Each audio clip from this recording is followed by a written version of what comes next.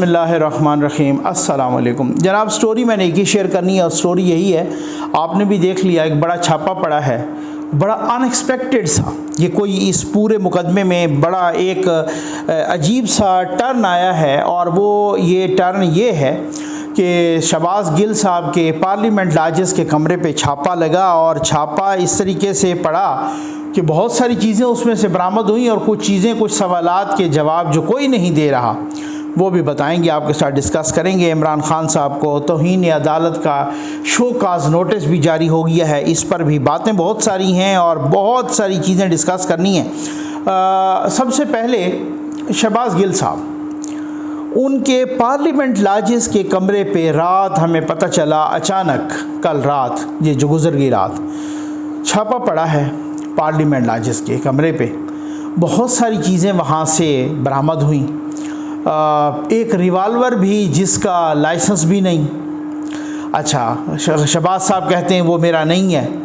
बाकी कोई गन है वो भाई मेरी है, कोई एक दो गनें मिली हैं, पासपोर्ट मिला है, एक सेटेलाइट फ़ोन भी मिला है, ठीक है ना। ये बहुत सारी चीज़ें हैं, और ये उसके बाद वो पुलिस उनको साथ ले आई, उन्होंने रेड की, फिर उसके बाद वो चली गई पंजाब हाउस, और वो कहा कि जनाब इस पंजाब हाउस में फिर उनका उधर भी कमरा था। अन्नी तो ये मच्छी है ना, उधर भी उनका कमरा था पंजाब हाउस में भी, और उनकी भी, उस कमरे की भी तलाशी लेनी है।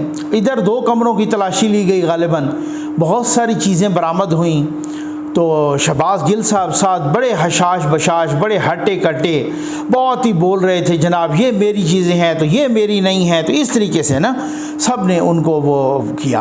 अच्छा, बहरहाल अब कुछ सवालात हैं। सेटेलाइट फ़ोन, यहाँ पे सेलुलर फ़ोन हैं, लेकिन माशाल्लाह आपको पता है सेटेलाइट फ़ोन वो जो थ्रू आउट द वर्ल्ड जो कि सेटेलाइट के साथ कनेक्टेड होते हैं, और VVIPs के पास होते हैं, आमतौर पे एजेंसीज़ के पास भी होते हैं।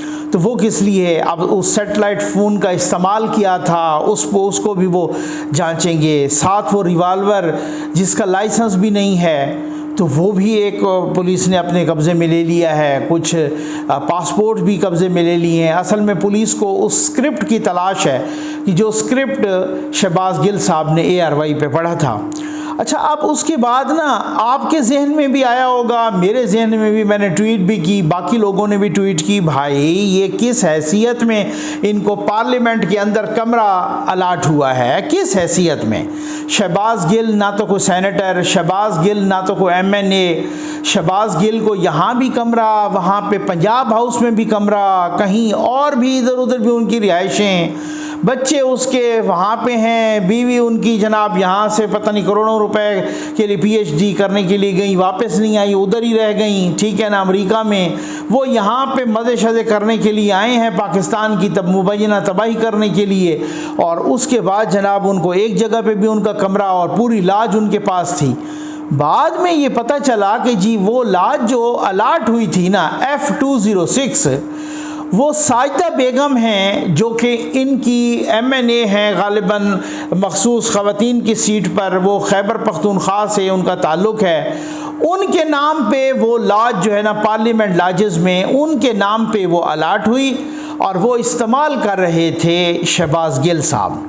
मैं कुर्बान जाऊँ कि पार्लियामेंट लाजिस में यहाँ पे स्पीकर, डिप्टी स्पीकर, पहले वाले को भी कोई पता नहीं था, अब वाले को भी कोई पता नहीं। जो पता है तो उन्होंने जानबूझ के चुप साध ली, उनको सांप सूंघ गया।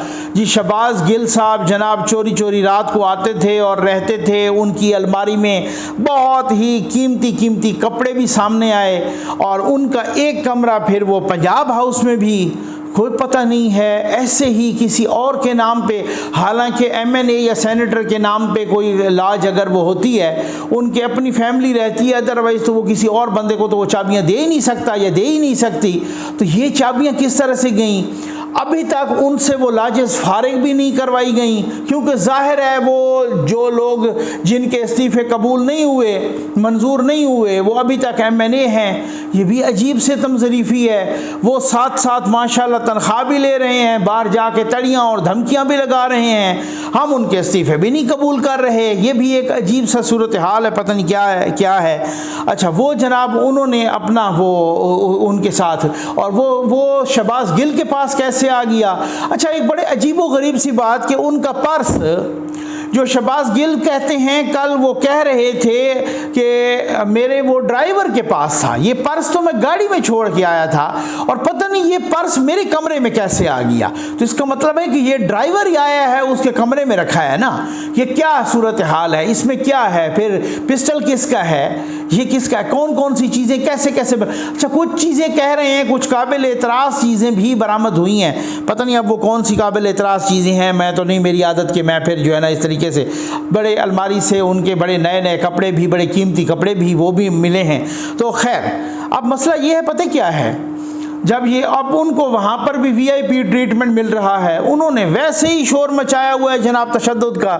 जिन पर तशद्दुद होता रहा, नून लीग के लोगों पर, पीपल्स पार्टी के लोगों पर, उन्होंने शोर ही कोई नहीं मचाया, उन्होंने नाम ही नहीं लिया। वो आज बैठते हैं कहीं तो वो नाम लेते हैं, जनाब हम पे तशद्दुद हुआ और इस तरह का हुआ। ये कमज़ोरी है ना, उन्होंने नाम नहीं लिया। इसी तरह से शोर मचाना चाहिए था, इसी तरह से ढोल पीटना चाहिए था। और रिहाम खान साहबा का मैं एक ट्वीट पढ़ रहा था, बिल्कुल उन्होंने ठीक कहा। उन्होंने कि नून लीग के लोगों को, सपोर्टर्स को, वोटर्स को इनसे सबक हासिल करना चाहिए कि थोड़ा सा वो होता है, वो खान साहब के इधर बनी गाला चौक पे जमा हो जाते हैं। तो यही मैं कहता हूँ, ये बहुत ही नेगेटिव रविश है। लेकिन यही रविश तो है कि जिसने यहाँ पे सारा कुछ यरगमाल बनाया हुआ है। यही रविश तो, ये बहुत ही ख़तरनाक रविश है। कल मैं एक यूथनी को सुन रहा था, वो कह रही थी खुदा न खासा मेरे मुंह में खाक, वो कह रहे थे कि अगर खान साहब नहीं है तो हम पाकिस्तान को आग लगा देंगे। ये यूथनी, ये उसका क्लिप हर जगह सोशल मीडिया पर ये वायरल हुआ है, ठीक है ना। वो यूथनी कह रही हैं कि अगर या तो खान साहब है, अगर नहीं है तो हमें पाकिस्तान भी नहीं चाहिए। आप सुन सकते हैं, हम पाकिस्तान को आग लगा देंगे। जहाँ पे शख्सियत परस्ती का ये आलम हो तो फिर तो बहुत ही ख़तरनाक सूरत हाल है ना। मतलब उनको पाकिस्तान नहीं चाहिए, उनको इकानमी नहीं चाहिए, उनको किसी किस्म की माशरत नहीं चाहिए, उनको मईशत नहीं चाहिए, उनको कुछ भी नहीं चाहिए, सिर्फ उनको खान साहब। जो ये अगर शख्सियत परस्ती का आलम है तो आप ऐसा कीजिए, आप आइए खान साहब को बीच में बिठाइए, उनकी परस्तिश कीजिए, उनको सजदे कीजिए, हमें इससे एतराज़ नहीं है। लेकिन जब यहाँ ये हो कि भाई उनके साथ इंटरनेशनल कम्युनिटी भी नहीं चलना चाहती, खान साहब के साथ अपने इदारे भी नहीं चलना चाहते, खान साहब ने नई नस्ल की वो तरबियत कर दी है कि जिसमें बिल्कुल उन्होंने इस तरह की नेगेटिविटी फैला दी है, इस तरीके से तो कुछ भी नहीं चलेगा, इस तरीके से तो मुल्क चलेगा नहीं। को बनो सलवा तो आता नहीं होता, उनके साथ तो ना IMF चलता है, ना वर्ल्ड बैंक चलता है, ना सऊदी अरब, ना चाइना, ना अमेरिका, ना यूरोप, कोई भी नहीं चलता। तो हम फिर मनो सलवा पे तो चल नहीं सकते, हम तो इसी तरीके से चलेंगे, किसी से कर्ज लेंगे इंटरनेशनल कम्युनिटी से। खान साहब पहले भी थे तो उन्होंने जो 15 से 20 रुपए वाला प्याज था वो 80 रुपए पे पहुँचाया था, किसने पहुँचाया था? जो 140 वाला घी था वो 450 पहुँचाया, वो किसने पहुँचाया? यही सूरत हाल थी। आज भी वो कहता है कर्ज़ों के बारे में इन्होंने इतने कर्जे लिए, हालांकि पाकिस्तान की तारीख के सबसे ज़्यादा कर्जे उन्हीं ने लिए। उनके अपने वज़ीर ख़जाना शौकत तरीन साहब कह रहे हैं कि पाकिस्तान पर 76% कर्जा इमरान खान ने चढ़ाया है, और इसके अलावा कोई सबूत है? इसके अलावा चाहिए कोई सबूत? लेकिन चूँकि यूथी और यूथनियाँ वो मानने के लिए तैयार ही नहीं है। जब शख्सियत परस्ती का ये आलम हो तो फिर उसके बाद अब आप अंदाज़ा कीजिए। मैं तो कल उनसे हमदर्दी कर रहा था, वो जमील फ़ारूकी से, वो मैं आपको जो है ना बताऊं, वो जनाब वहाँ से जब एयरपोर्ट से उनको लाया गया, धाड़े मार मार के वो रो रहे थे। जब वही साहब जहाज़ के अंदर आए तो वो चूँकि पुलिस वाला वो एक था उनके साथ, उन्होंने वहाँ शोर डाल दिया, देखें जी मैं तो सच बोलता था, मैं तो इमरान खान के हक़ में बोलता था, इसने पुलिस वाले ने मुझे अगवा किया हुआ है और ये मुझे अगवा करके कराची से इस्लामाबाद वो, क्योंकि इनको पता है ना यूथियों को ना कि कोई ना कोई मुझे सपोर्ट करे, हम तब लड़ सकते हैं। चाहे वो इस्टेब्लिशमेंट हो, चाहे वो अदलिया हो, कोई हाथ हो पीछे, ठीक हो गया ना। क्या इस तरीके से वो उसने उधर वो चालाकी दिखाना शुरू की, कोई नहीं, किसी ने कोई नोटिस नहीं लिया, सब ने इग्नोर किया। जब वो यहाँ आ गया, आज जब उनको अदालत में पेश करने लगे तो बाहर जनाब वो पाकिस्तान जिंदाबाद जैसे ऐसे जैसे इंडिया के साथ जाके वो कोई जंग लड़ के आया हो। इंडिया की बात हुई तो मुझे ये याद आ गया, ये इंडिया के साबिक मेजर हैं, कौन नहीं जानता इनको, मेजर गौरव आर्या साहब। मेजर गौरव आर्या के क्लिप्स कुछ वायरल हुए हैं, मैंने कहा मैं भी सुना दूं। शर्म से सर झुक जाता है। और यूथियों, ये मेजर गौरव आर्या साहब की बात सुन के इनको आपको चिल्लू भर पानी में डूब बनना चाहिए, और वो चिल्लू भर पानी में गटर कर लो, साफ सुथरा पानी नहीं है। यूथियों का अपर चैम्बर फारिग है। ये आप ज़रा सुने वो क्या कह रहा है इंडिया का मेजर गौरव आर्या। पिछले दिन इनसे बात भी हुई, उस पर भी मैं ज़रा बात करूँगा, किसी और वीडियो में करूँगा। ये पाकिस्तान के पॉलिटिकल सिचुएशन से बहुत ही आगाह होते हैं। इनकी ये बात सुन के मुझे बड़ी शर्म आई है, मेरा सर शर्म से झुक गया है। ये सुनिए ज़रा ये क्या कह रहे हैं मेजर गौरव आर्या। देखिए अर्जुन जी, पहली बात तो बड़ा घटिया स्टेटमेंट है, ठीक है, बहुत ही घटिया स्टेटमेंट है। और सिर्फ एक घटिया दिमाग और एक घटिया आदमी ऐसी बात कर सकता है, ठीक है। अगर ये बात शहबाज गिल के मुंह से निकली है तो वो घटिया है, और अगर इमरान खान ने स्क्रिप्ट निकाली है तो वो घटिया है, ठीक है। पाकिस्तानी फौज हमारी दुश्मन है, और अगर हमें पाकिस्तानी फौजी सामने मिले तो हम उसको गोली मार देंगे, और जाहिर सी बात है अगर हम उसको सामने मिल गए तो वो हमें गोली मार देगा। लेकिन दुश्मनी में एक शराफत होनी चाहिए, ठीक है, दुश्मनी में एक शराफत होनी चाहिए। इंडियन आर्मी इस चीज का विश्वास करती है और इस चीज पर भरोसा रखती है। आप एक बात बताइए, कारगिल में जब पाकिस्तानी फौजी जो मारे गए थे, हमने उनको दफनाया था, हमसे मेरा मतलब है इंडियन आर्मी ने, मैं तो था नहीं कारगिल की लड़ाई में, क्योंकि कारगिल की लड़ाई बहुत छोटी लड़ाई थी। 60, 70, 80 हजार लोग उसमें हमारी तरफ से इन्वॉल्व थे, 60, 70, 80,000, और इंडियन आर्मी तो 13 लाख की है ना। तो आरजू जी, बात यह है कि जो हमने देखा है कि कारगिल वॉर में हमने दफनाए पाकिस्तानी फौजी, जब हम दुश्मन होके उन पाकिस्तानी फौजियों को इज्जत दे सकते हैं जिनको हमने खुद मारा है, और हम ये कह सकते हैं कि हम आपको इज्जत दे रहे हैं क्योंकि आपने इज्जत से लड़ाई लड़ी। There was honor in the way you fought. There was bravery in the way you fought. And while we disagree with you and while we shoot and kill each other, right? But soldier to soldier एक mutual respect होती है। इन लोगों ने वो भी नहीं रखी, PTI वालों ने। इन लोगों ने बोल दिया कि उस हेलीकॉप्टर, अच्छा हुआ हेलीकॉप्टर क्रैश हो गया, अच्छा हुआ 6 लोग मर गए, अगर उसमें बाजवा साहब होते तो कितना मजा। इन लोगों ने ऐसी उल्टी सीधी बातें करी हैं। तो चाहे वो शहबाज गिल है जो ये कह रहा है कि साहब नीचे वाले रैंक को ऊपर वाले के कहना फौज ऐसे चलती है, इनको बड़ी गलतफहमी है। आरजू जी, मैं as an Indian army officer आपको एक बात बता दूं, आपकी फौज में लाख कमियां होंगी, पाकिस्तानी आर्मी की बात कर रहा हूं, लेकिन पाकिस्तान का वजूद तभी तक है जब तक पाकिस्तानी फौज का वजूद है। इमरान खान को बहुत अपने बारे में गलतफहमी हो गई है कि मैं खुदा हूं, ठीक है, और कोई नया पैगंबर आ गया इस दुनिया में कि इमरान खान। अब आप अंदाज़ा कीजिए, इसमें वो कह रहे हैं कि जी हम एक दूसरे की रिस्पेक्ट करते हैं, वो हमारी रिस्पेक्ट करते हैं। और जाहिर है कारगिल में उनके मरे तो इसी तरीके से उनको हवाले किया गया, हमारे शहीद हुए तो हमारे भी इस तरीके से हवाले किया गया। और बहुत सारी जगहों पे आप देख रहे होते हैं लाइन ऑफ कंट्रोल पे, जब एक दूसरे के मारते हैं तो वो सफ़ेद झंडा लेके आते हैं और वो एहतराम करते हैं एक दूसरे का। वहाँ पे हेलीकॉप्टर के हादसे में जब बिपिन रावत मारे गए तो वो उस वक़्त भी वो यहाँ से बड़ी ताज़ियत के पैगाम गए। और इसी तरीके से जब हेलीकॉप्टर, मैंने खुद कहा था, मैंने कहा कि एक इंडियन कुछ हो सकते हैं जो इन्होंने जिनको इन्होंने ज्वाइन किया हो साथ, लेकिन ऐसे नहीं है। चाहे वो इंडिविजुअल लेवल पे थे, चाहे इनका सोशल मीडिया था। ख़ुद फवाद चौधरी साहब कह चुके हैं कि हमारा सोशल मीडिया था जिन्होंने हेलीकॉप्टर हादसे में शोहदा का मजाक उड़ाया है, और ये हमारे सोशल मीडिया के लोग थे, ये ख़ुद कह चुके हैं। असल में मसला क्या है, मामला इतना ये नहीं है कि भाई शहबाज गिल पर बगावत का मुकदमा हो गया, इमरान खान पर गद्दारी का मुकदमा हो गया। मामला क्या है? मामला ये है, मैंने पहले भी कहा, और मोतीउल्लाह जान साहब जिनका अपना ताल्लुक़ एक सोल्जर घराने से है, वो ख़ुद भी एक सोल्जर रहे हैं, और आजकल वो आपको पता है वो सहाफ़त से बहुत ही मारूफ नाम है।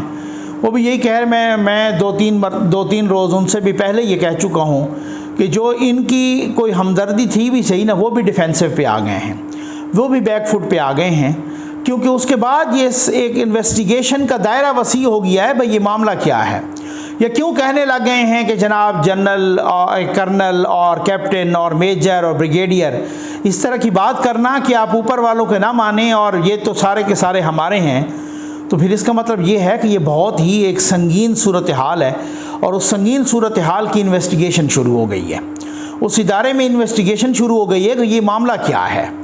ये मामला कुछ है, कुछ इस तरह की चीज़ें हैं जो लोग जिनकी उम्मीदें मैंने कहा ना कि डूब चुकी हैं, उन्होंने ही खान साहब की चाबी भरी हुई है कि जी हम नहीं तो कोई नहीं। अब उन लोगों के गिर्द भी घेरा तंग हो रहा है, उस इदारे के अंदर भी वो जो लोग हैं ना, उनके गिर्द भी घेरा तंग हो रहा है, और खान साहब के गिर्द भी अब घेरा हर आते दिन के साथ घेरा तंग होगा और डेफिनेटली होगा। ये आप देख लीजिएगा कि घेरा किस तरीके से तंग होता है उनका, चाहे वो नाअहली के हवाले से हो, चाहे वो गिरफ्तारी के हवाले से हो।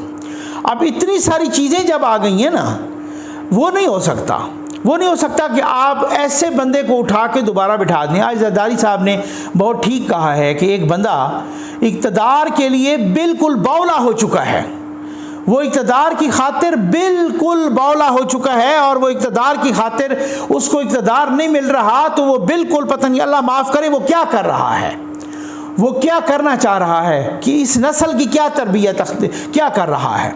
वो नस्ल कह रही है कि अगर ये नहीं तो हम खुदा न खास्ता पाकिस्तान को आग लगा देंगे। ये तरबियत की है उसने इस नस्ल की। क्या इस नस्ल के साथ हमारी सर्वाइवल हो सकती है? इकानमी की सर्वाइवल और मुआशरे की सर्वाइवल, अक़दार की सर्वाइवल, डेमोक्रेसी की सर्वाइवल क्या हो सकती है? पार्लिमानी रिवायात की सर्वाइवल क्या हो सकती है? खान साहब का चैप्टर खान साहब ने खुद क्लोज़ किया है, किसी और ने नहीं क्लोज़ किया। ये वक्त बताएगा कैसे क्लोज़ किया है। और जो लोग ये कह रहे हैं ना कि जनाब, और जो यूथ ये अपने व्यूज़ लेने के लिए, अपनी रेटिंग लेने के लिए जो ये यूट्यूबर FFL और ये जो मालशिया पालशिया सहाफ़ी, आप मेरे ये अल्फाज लिख लीजिएगा, वो जो यूथियों को चूना लगा रहे हैं ना, अगले हफ्ते फिर खान आ रहा है, पता नहीं कब से लगा रहे हैं, अगले महीने फिर खान आ रहा है, उनको लग पता जाएगा कैसे आ रहा है। ठीक है, उम्मीद है आपको वीडियो पसंद आई होगी। आपका बहुत बहुत शुक्रिया।